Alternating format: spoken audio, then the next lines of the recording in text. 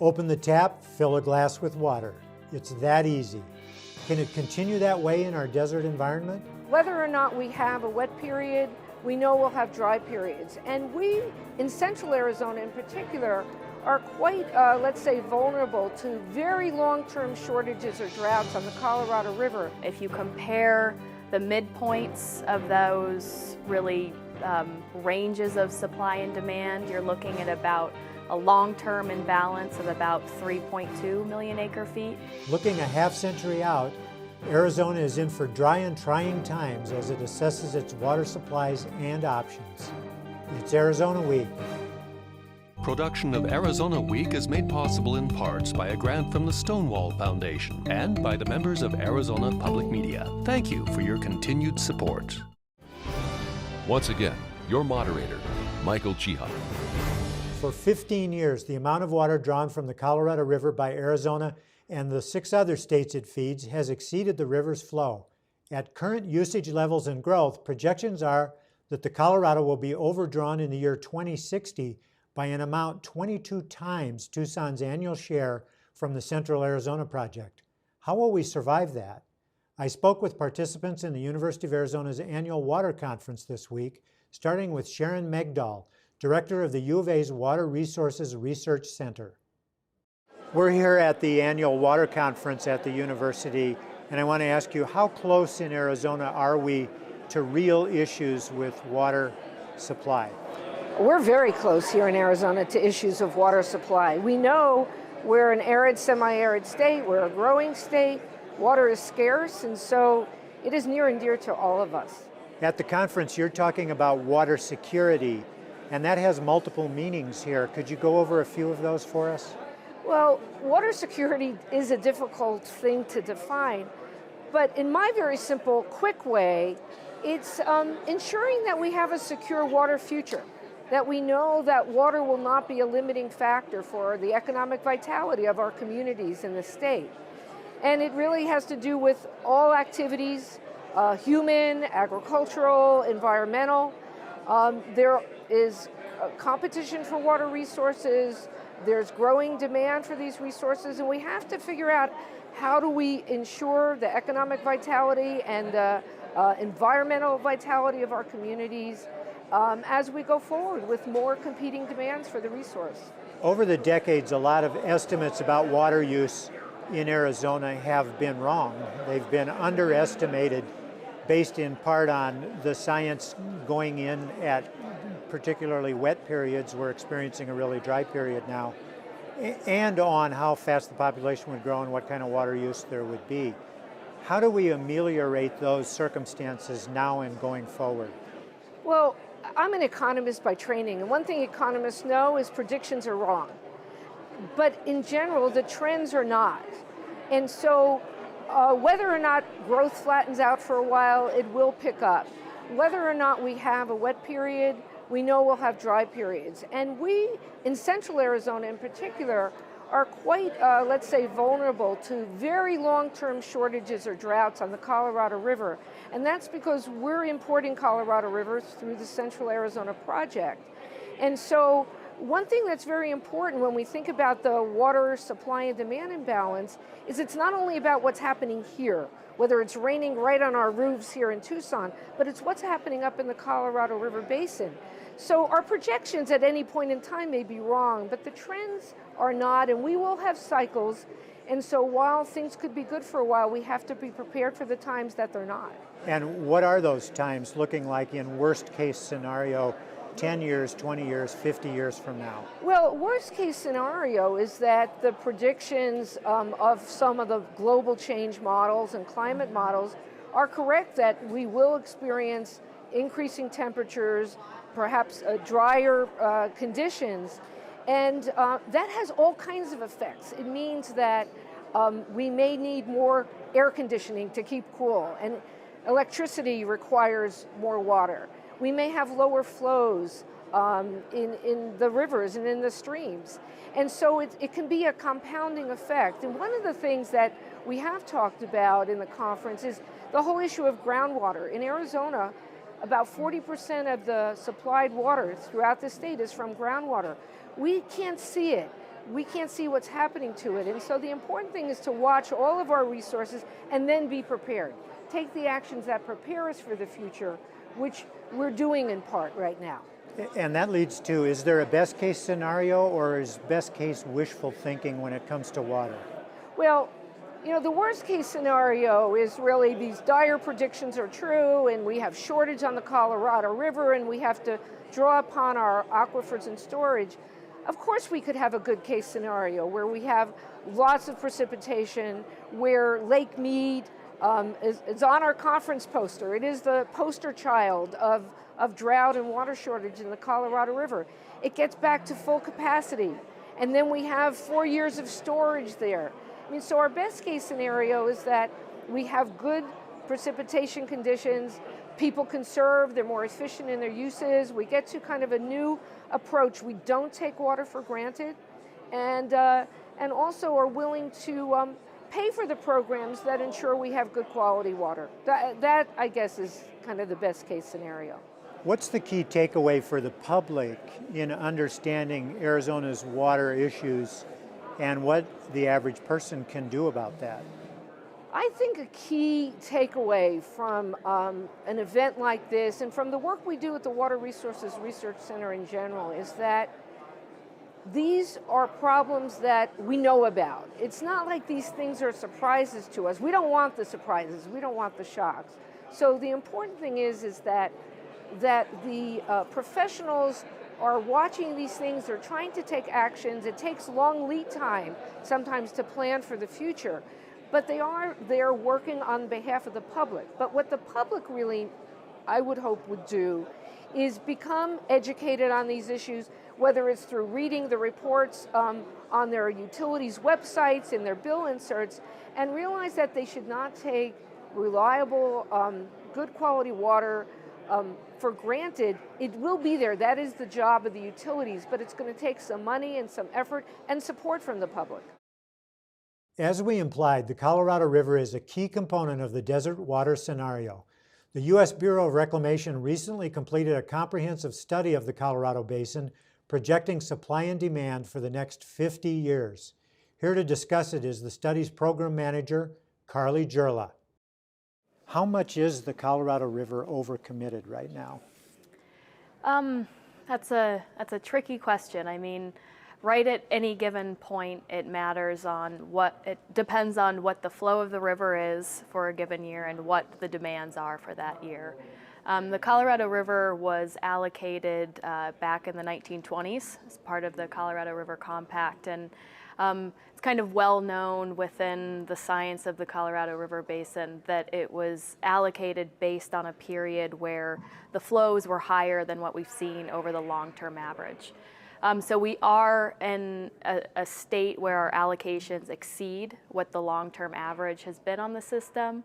We've been able to get through that up to this point, really because the upper basin states have not fully built into their what they've been allocated, and because of the huge amount of reservoir storage that we have on the system. So the system is highly variable. The upper basin hasn't developed into its full apportionment.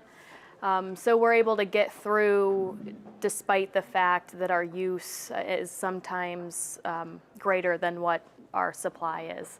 Moving into the future, and what the study was really all about, is what do those projections of demand and supply look like over long term, and how much does that supply and demand get out of balance? Well, and how out of balance does it look on the 50-year projection that you did?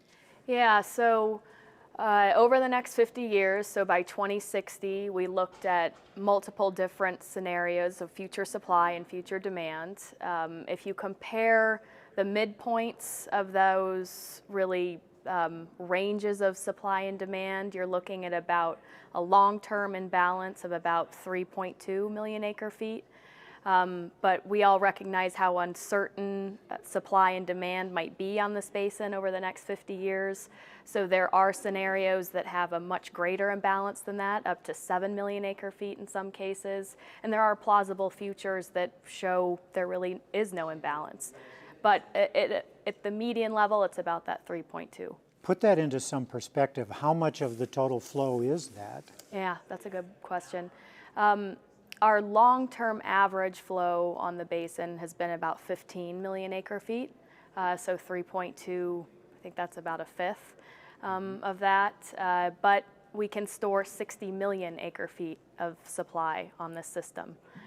So we would be able to manage through a 3.2 million acre foot imbalance in any 1 year if the reservoirs have water in them, no problem. And the storage has been the key to past deficits, as you described. Absolutely. And it's a key to future deficits, most especially in the lower basin, including Arizona, focusing on Lake Mead. Right. Talk about what's going on with Lake Mead. Okay, so Lake Mead sits right downstream after you pass through the Grand Canyon of Lake Powell. It's about the same storage capacity as Lake Powell, and it's really the source of water for the lower basin. Southern Nevada Water Authority, who provides water for Las Vegas, draws directly out of Lake Mead for the city of Las Vegas. And then we, the Bureau of Reclamation, make deliveries to meet water supply needs for the rest of the lower basin, which includes Arizona, California, and also the country of Mexico. Our 2007 interim guidelines put into place different operating tiers to provide the lower basin states some more certainty as to when a shortage condition may occur. The first level is at 1075. At that point, there are shortages that would be incurred within Arizona, some within Nevada. Those criteria take you down to about 1025, where And that number is the elevation of yes, the sorry. river? Yeah, Of the, it's the elevation lake? of the reservoir, yeah, at 1,025 feet is about the lowest, or is the lowest, that those guidelines specify. What I talked about in my presentation today is elevation 1,000 feet. That's very critical for Lake Mead. Lake Mead only has about 4 million acre feet of storage in it at that point. So if you think back to that 3.2 million acre foot imbalance, if Lake Mead only has 4 million acre feet left in it, there's not a lot left. And that's also critical for Las Vegas. It's the lowest intake right now for Southern Nevada. So below that point, they can't provide water to Las Vegas. So what we show in the study is that under those various futures of supply and demand, many of those futures show that we may reach that level with some high frequency over the next 50 years if we don't put any type of options in place to stall that coming on. Do you see anything going on in the way of water science, water management, water usage that means we could avoid that? Yeah, absolutely. I think that all of the 7 basin states that we worked with on the study, and in particular Southern Nevada Water Authority in Las Vegas, Arizona Department of Water Resources, Central Arizona Project, those were some of the agencies cost sharing on the study. All of those agencies have conservation plans in place. This study was nothing new. It kind of confirmed what all these agencies who plan for water already knew. There's plans in place to conserve, what to do if we may reach those types of levels. I think that really these agencies see this study as a call to action, that we really all need to get together and think about what are some long-term solutions if we see a scenario like climate change paired with a high growth or high population type demand scenario. Water flows downhill, of course. That is, until human beings enter the equation. Take the Central Arizona Project, for example. It flows uphill from the Colorado River to Phoenix, then uphill more to Tucson. That's a fact, aided by technology. Other beliefs about water and how it behaves are actually myths, but they drive politics, public policy, and consumption. I spoke with Jim Leanhoutz of the U.S. Geological Survey's Arizona Water Science Center in Tucson about some of the water myths. How do you get the public and policymakers to understand and accept science more when it comes to water issues? Yeah, it's an interesting question. And I think it really comes down to communication. There are some concepts that are perhaps difficult at face value to understand, but like many things, you find that as you start to explain concepts, that they're really not that difficult. That there are many things that can be explained in fairly straightforward terms, and things that seem, aspects of, say, a water system that seem difficult to understand are really not that hard to understand. So if you can effectively convey information to the public and to policymakers and to resource managers, and you can keep carrying that message forward, perhaps in different ways for different audiences, you can be pretty effective at bringing scientific information to the policymakers who need that information to make good decisions. And you explored some of that aspect of this science in your presentation at the water conference. You talked about myths involving water, things that we all seem to believe. One of them was that when you stop pumping groundwater, it stops the depletion of that groundwater. You said that's a myth. Explain that.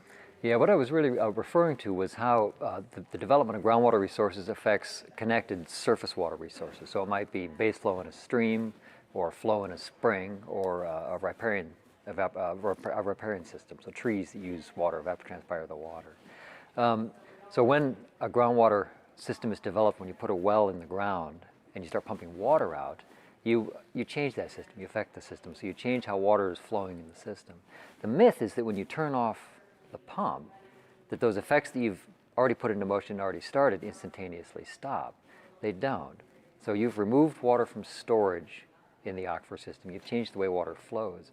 Until the water that you've removed from the system becomes completely replenished by water that comes from connected surface water resources and springs and recharge areas. Until all those things are set back to the way they were before you put the well in, the fact that well was in place continues to affect the system. And that can take a long time in terms of resupply, right? Depending on it depends very much on the specifics of the system, but you might pump a well for 50 years continuously, say, and find the effects of that well continue on, although at a decreasing amount through time, for another 50 years or 100 years or several hundred years. So some of the things that we're doing here, where we pump a lot of groundwater in the desert in southern Arizona for urban and agricultural supply, when a well goes dry, quote unquote, and we stop using it, or we stop using it for another reason, the effects of that don't change for a while. Right, it takes time for the system, in essence, to replenish itself. And when it comes to policy making at the political level and usage at the public level, that's a factor, right? Because people say, well, we stopped pumping, so we must be having more water. Well, I think it's important for policymakers, for the public to understand that for planning purposes, right, you might decide that you're going to reduce pumping in an area or shut down pumping somewhere else or move it, but that the beneficial effects of having done that on the water supply may take some time to be realized. Now, what's another myth that you presented that the public, that we accept in general about water, that people need to know isn't true? Well, a very common myth that I run into on a fairly regular basis is the idea that in an aquifer system, and we're talking an aquifer system that's connected to a stream, right? So you have water that flows into the aquifer, it moves through it, and it moves out into a stream system. That the presence of various fine-grained layers, we're talking layers of clay in the aquifer system, necessarily have a protective effect on that surface water resource, right? That is to say that when you withdraw water from the aquifer, there won't be an effect on the connected stream that's in that same basis. The reality is that the effect of the clay layer is more complicated than that on some cases, but it never is completely protective of the stream, right? So the presence of the clay layer may delay the effect of withdrawing water from a well on what flows in a stream, but it will not prevent that effect from occurring, right? It might push it out from 5 years in the future, 10 years in the future, out to 100 years in the future. But that same endpoint, you always reach. That's a lot of science, and it's hard for a lot of people to grasp that, hard for me to grasp it right here and now. How much of that do people really have to gain an understanding of to be able to make wise decisions about individual water usage and the setting of public policy about water? Well, it's possible to explain some basic concepts and just put them out there, right? Say these things are fact. It's always more effective, however, I think, if you can really explain why these things are fact, right? If you can convey the reasons why these things are the way they are, they're more likely to be accepted, right? The myths are more likely to be rejected if you can do that. So again, I think it comes back to this responsibility of the science community and scientists to clearly and effectively communicate the whys, right? Why does a confining layer delay the effect but not ultimately change the effect? And as I said earlier, a lot of these concepts are not all that complicated once you can explain them effectively. So it might take more than 2 or 3 minutes in an interview to do that, but given a little more time, you can effectively convey these concepts. And you have found effectiveness with that. Do you find you get more of a reception over the long haul of your career in this kind of study, in people gaining an understanding of the science of water? Absolutely. One thing I have observed is that it takes time, right? You can't generally get together in a meeting and talk to somebody once and have these concepts really effectively conveyed. Sometimes it takes years of participation and co-participation on the part of scientists and policymakers and resource managers and the public in order to effectively convey these concepts. But eventually it does happen. Eventually you do effectively convey what were seemingly complex things that suddenly become more simplified, less mystified. This conference is being attended by hundreds of people who, in essence, are the choir. You all are preaching to the choir here. How do you take it beyond that? Well, first, it's a great opportunity here to preach to the choir, right? Because a lot of these people, a lot of the folks attending conferences, this and other conferences, will take that message out. That's part of the key to success, I think, is communicating to folks who are then going to carry the message forward. But it's also beneficial, maybe a responsibility to reach out further, to actually actively participate in those areas and those groups that are dealing with these issues. Jim Leanhout, Associate Director of the U.S. Geological Survey's Arizona Water Science Center. Thanks for speaking with me. Thank you so much. It was a pleasure. We desert dwellers have our own perspectives on water, including worry that we're using too much and not conserving enough. An outsider's perspective can be helpful. Here's a water conference participant who came from abroad, Elma Montaña of the Human, Social, and Environmental Sciences Institute in Mendoza, Argentina. Why did you come all the way from Argentina for this conference? Well, I was invited by Professor Bob Barady and Professor Chris Scott to participate in this conference, and I was really glad to be invited. I'm glad to be here because you have a very strong water community here in Arizona and the University of Arizona especially, and so it's a worldwide spot for water. I'm glad to be here. And you are here to present, but also to learn. And what are you learning so far? I'll tell you my first impression, it's my first time here in Tucson, is the nice way in which you have adapted to drought, to a dry environment in the city, which is the first thing I have seen. So this dryland landscape is amazing, the way you have managed it. It's great. And are conditions in Argentina as far as water supply and water usage concerned, are they the same as they are here? Are there similarities? Argentina is very well known because of the beef, the cows, and that happens in the plains of Buenos Aires, in the eastern side. But we have most 75% of Argentinian territory is dry land. All the part near the Andes it's very similar to here in Tucson, and so Mendoza, where I come from, is very similar to this situation. And what are the policies and strategies underway there to help take care of water shortages, perhaps? Well, we have a very old law that regulates surface water, but on the other hand, groundwater is still to be regulated, and so this is a very strategic moment to come here to Tucson and to see what you're doing. Water issues are global issues. They don't just exist in one country or in one continent or in one hemisphere. They're global. What do you know about that? Does the world need to do a better job with water conservation and water supply? Well, absolutely. It is as you are telling it to me. I would say that our southern approach to this global thing is that, in the South we are used to very socially unequal societies. So we know that we have to be more efficient in the use of water, to regulate it, but we have to pay attention in the way the water is distributed so that the less favored or the less privileged could also have their rights to water respected. What types of research are you engaged in your institute conducting that go to the issues of water supply and equality of water usage? We approach the water issues from the political ecology point of view. So we are social scientists thinking on water issues, and we work close to engineers and natural scientists to see both sides of the problem. So these issues are very interdisciplinary, and we do work together with them.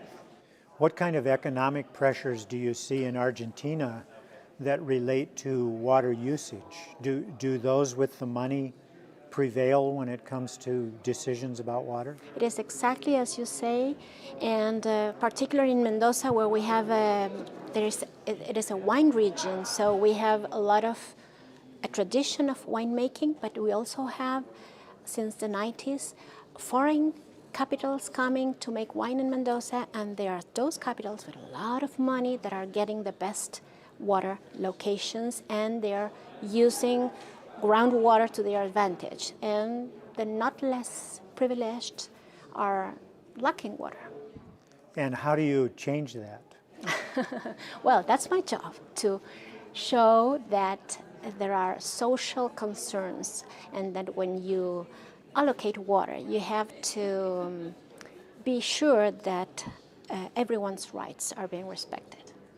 Elma Montaña, researcher and vice director of the Human, Social, and Environmental Sciences Institute in Mendoza, Argentina. Thanks for speaking with me. Thank you for inviting me. The Colorado River Basin Study can be found via a link on our website, azpm.org. There you'll also find other key information about water in our desert. That's our program for Friday, March 8th, 2013. For Arizona Week, I'm Michael Chihak. Production of Arizona Week is made possible in parts by a grant from the Stonewall Foundation and by the members of Arizona Public Media. Thank you for your continued support.